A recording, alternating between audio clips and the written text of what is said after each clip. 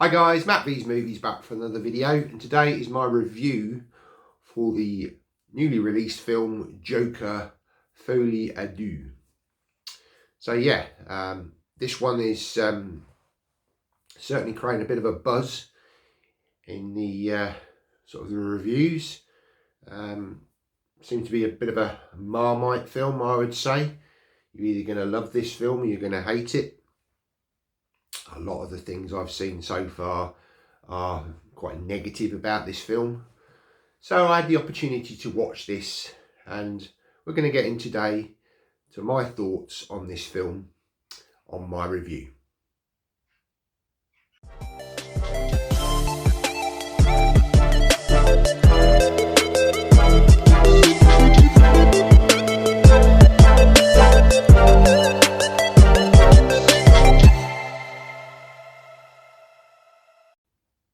So welcome back. So yeah, as per the thumbnail, a misunderstood masterpiece, or is it terrible? Let's find out. Okay, so yeah, I had the opportunity to watch this film, and I'd gone in with quite low expectations because of all the negative reviews that I'd heard, and I think that helped with my viewing of the film. I actually quite enjoyed this film. I thought it was very brave, very different, unpredictable, well acted, really good. I really enjoyed this. There are elements of it, don't get me wrong, which I think maybe didn't need to be in there. Some of the scenes where people are singing, Arthur and Harley Quinn, or Harley as she's named in the film. Certainly the scene where Steve Coogan's character is interviewing Arthur, I didn't really feel that worked that well. But some of the other scenes I thought did very well with the singing. I wouldn't class this as a musical. I think it is done deliberately. The singing is done deliberately. It's done to convey the kind of chaos and madness that's going on in these two people's minds. I think Harley is quite a manipulative character. She is looking for somebody who is to idolise, but she's obviously got issues of her own. But yeah, the sort of singing element that comes out in it, I think, is almost a way of conveying the sort of stuff that's going on in the mind, the sort of chaos and the sort of mental instability, shall we say. The running time for this film is about 2 hours and 18 minutes. And the way the film is constructed is, it pretty much follows on from the first film. Obviously, Arthur is, taken into custody, taken to Arkham Asylum, and he's pretty much on trial for the murders that were committed in the first film. I'll mention a little bit about certain aspects of the start of the film when we get to the spoiler section. But yeah, it pretty much, the first part of the film is very much dealing with him inside of the prison, him meeting Harley. And then the second half of the film is really sort of dedicated to the trial. He goes on trial for the murder of the 5 people that he, he's been convicted of. And yeah, it's a good court scene. You get some obviously people come to the stand. One particular character called Gary, who was a character in the first film and was pretty much the only friend of Arthur in the first film. He used to work with him, and because the guy's a small guy, he was picked on by the others, and Arthur was his only friend. And yeah, that certainly comes out in the trial. Again, I'll get into that into the spoiler part, but yeah, I thought that was played out very well.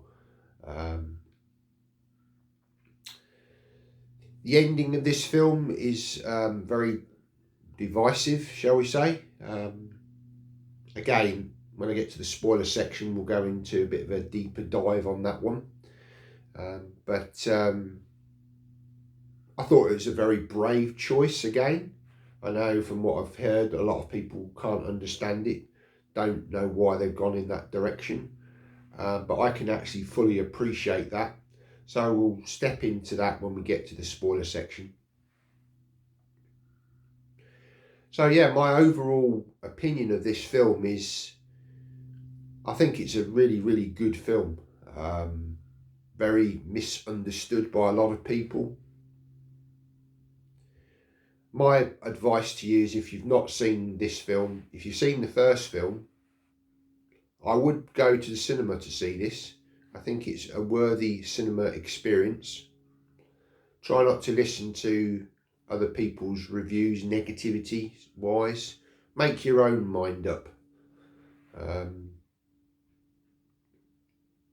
But I would say, maybe don't think of this merely as DC characters.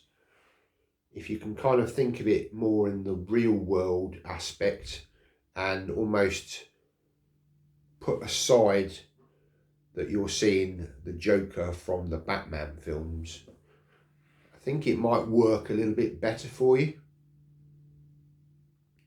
However, if you are expecting a film which is going to be very much all about the Joker, you want more of that you saw at the ending of the first film, I'm afraid you're not really going to get that from this film.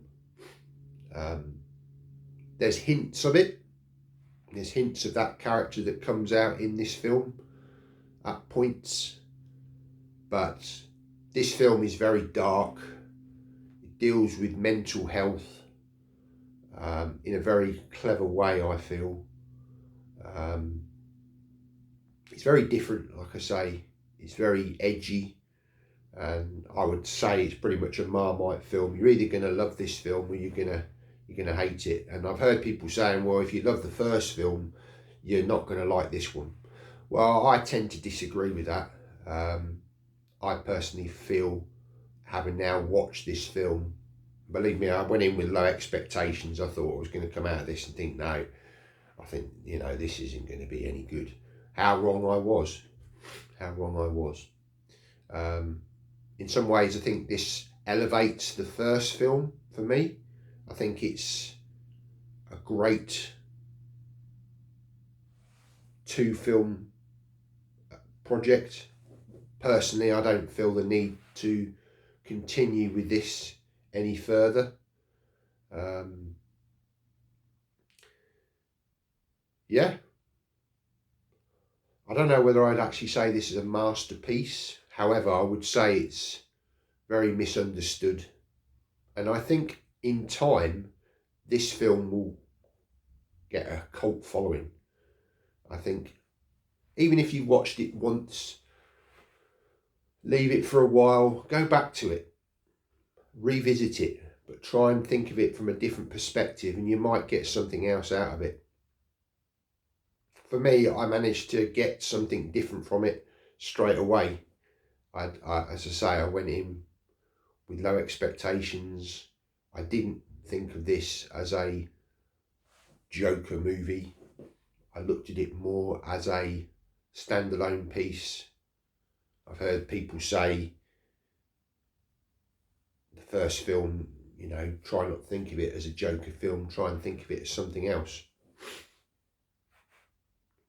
I totally agree with that. I think it works so much better. It flows so much better. I'm not saying it's perfect. Performance-wise, Joaquin Phoenix, outstanding performance. I would say his performance in this equals the first film. I think he could easily get an Oscar for this if nominated. Can't really see it happening because of the poor response that it's got, but from an acting point of view, absolutely outstanding acting. The guy is so believable. You know, he's such a good actor. Outstanding in this film. And equally, I thought Harley Quinzel, as she's known in this film, played by Lady Gaga, did equally a very good job. I think she's a very good actress. I'm not saying she's outstanding or anything. I mean, ultimately, she is a singer. That's where her main sort of talent lies. But I think she's an accomplished actress, and I think she does very well with the part. I think she portrays Harley as a sort of you see the beginnings of the Harley Quinn character, I guess. Don't be expecting Margot Robbie's sort of interpretation of Harley Quinn, because you're not going to get it. This is very much more grounded in real life, shall we say. But I think she did a really good job. Maybe the singing elements to the film were influenced maybe by her. Maybe she wanted to bring that to it. Like I say, some of it worked, some of it didn't, in my opinion. But overall, very good performances from everybody. Very well acted film. I don't agree that it's a mess at all. I think it flows very well. Yes, I can appreciate people saying that maybe the musical elements take you out of the film. But if you think about it from the point of view of their own mind, how they're thinking of it, try and step into their shoes rather than sort of looking from the outside in. If you look at it from their perspective, I think it makes more sense narratively. So, I think we'll leave it there for the non-spoiler section of this review. Like I say, if you're on the fence about seeing this, I would definitely recommend it. I think it's worth a watch. Make up your own mind. Don't listen to others' opinions. Everyone's entitled to their own opinion. Art is subjective. You know, I'm not saying I'm right. I'm not saying people who pan this film are wrong. It's your own opinion. You make up your own mind. But from my point of view, I think this is one of the best films of the year. I seriously do. I've seen a lot of dross this year, and yeah, I don't see a huge issue with this film at all. So I'm going to put up a spoiler warning now. So yeah, if you don't want to know any more, yeah, it's best step away now, because we're now going to get into the spoiler territory. Thanks for watching. Okay, so we're getting into spoiler territory now. So like I say, you've been warned.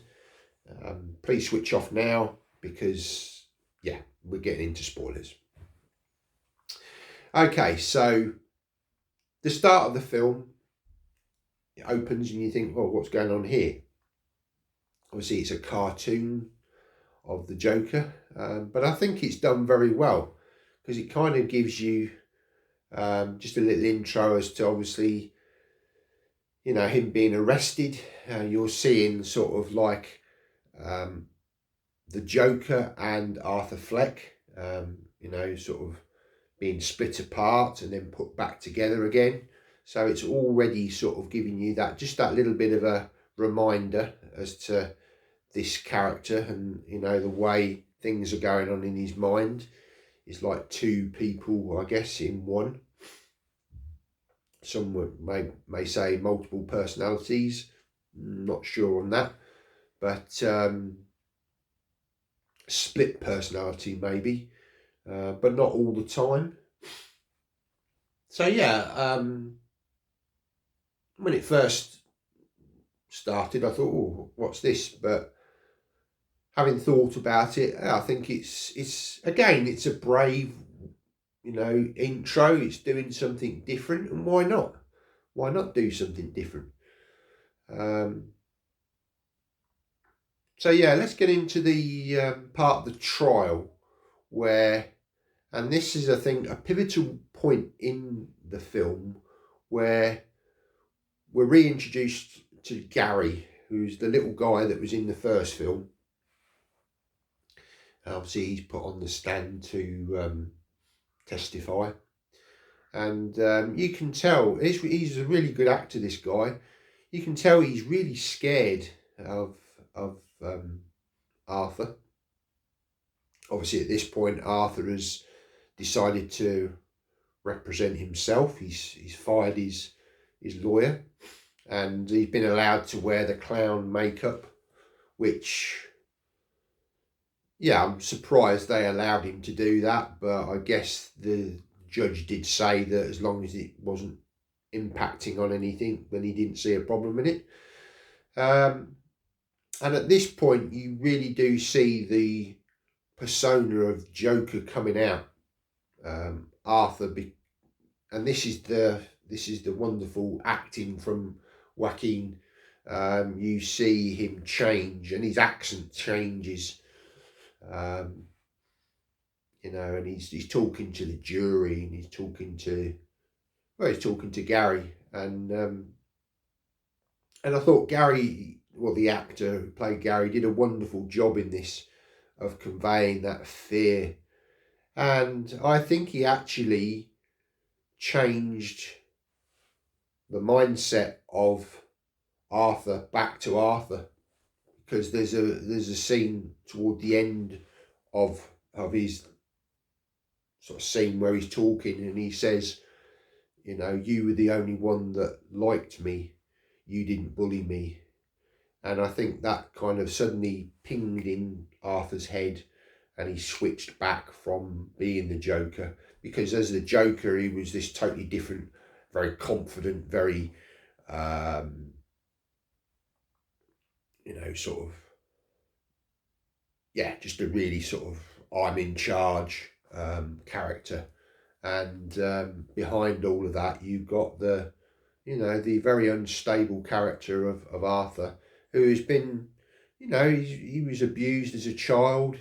The whole film and the previous film have shown why this character has become who he became at the end of the first film.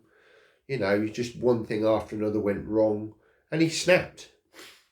And this happens in real life. People go through these experiences, and things in life aren't that great sometimes. People have terrible experiences in life, and you can see why this guy goes to, well, he just snaps,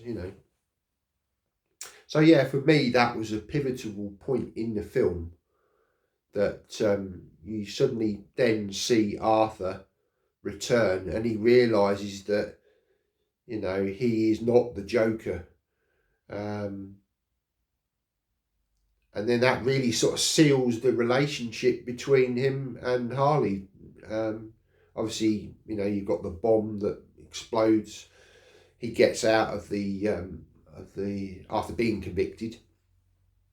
He gets out of the courtroom and goes back to the staircase, famous staircase in the first film where he was dancing up and down, and Harley is there, and she rejects him, and she's not interested in Arthur. She is interested in the Joker persona.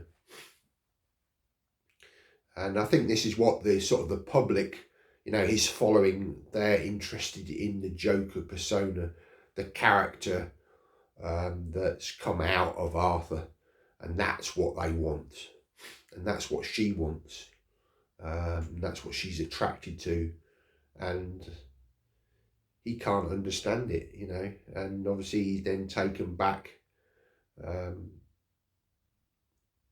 to jail. And then we get to the sort of the final part of the film, which again are very divisive. I think a lot of people can't understand this, why they've done this, but actually it makes perfect sense to me. Obviously, you know, he gets stabbed, he gets killed by an inmate who is obviously attracted to the Joker persona. He sees it, he likes it, he thinks, I can become this character, you know, and he stabs him. And you can see in the background, this guy is very cleverly done. Obviously, it's sort of hazed out, but you can see him making the scars on his face. Obviously, we saw that with the Heath Ledger interpretation in The Dark Knight. You know, and it's almost like Arthur has created this Joker persona, but ultimately he isn't the Joker. He isn't the Joker that would go up against Batman in the DC world. He isn't the Joker that would have a relationship with Harley Quinn. Harley Quinn is looking for a man that's going to become the Joker. Now, whether that would mean that this would then follow on to a Batman world where Bruce Wayne grows up, Harley, that character of Harley, she meets another guy that takes on the Joker persona that we all know, you know, and love from the DC comics. My overall thoughts from this film is it's very much just a character piece. It's about the development of how the Joker was created. It's not a Joker Batman film, you know, and I can see why people are disappointed, because they felt that they saw the Joker created at the end of the first film and they thought, oh, we want to see more of this. And you know, that's not what this film is. It's a study about mental health. You know, I guess there is a kind of love story there in a sense. Harley falls in love with the Joker persona. You know, she does everything, manipulates her way into Arkham Asylum, tells him lies, all this sort of thing. But ultimately, he falls in love with her. Arthur falls in love with her, but she wants nothing to do with him because she wants the Joker. And, you know, at the end of the film, he's not that person. He's realised that, you know, that's not really him. You know, all of his life he's been tormented, abused, bullied, you know, and that's just that one person, Gary, has actually made him realise that actually I'm not that person, you know, I'm not the Joker. But yeah, I think it was a great ending to the film. I think this film elevates the first film. I think it makes a wonderful ensemble piece, two films together. I see them not necessarily as this is a sequel, I just see it as a continuation of the first film. I really do feel that this film will gain popularity in time when people reassess it after all the hype and that's, you know, sort of toned down. And hopefully there'll be some appreciation for this, because I think the filmmakers of this must be thinking people don't get what we're trying to, you know, come across with here. But, you know, I guess the studios will see this as a box office failure. And to be honest, I don't really see the need to continue this. I think it perfectly, you know, comes full circle. Obviously with the death of Arthur Fleck at the end. And yeah, just wonderful performance by Joaquin Phoenix. Certainly one of the best films of the year for me. Okay, so, well, that's my review. Non-spoiler and spoiler. You may agree, you may disagree. But I'd be interested to hear your thoughts down in the comments, what you think of this. Like I say, it's just my opinion. Art is subjective. You know, I'm not saying I'm right, I'm not saying I'm wrong, but it's my opinion. And there we go. Please give the video a thumbs up. That really does help me out. Tells YouTube you like these sorts of videos. And if you're new here, why not consider subscribing? So yeah, that's the end of the video, guys. End of the review. Take care and see you next time.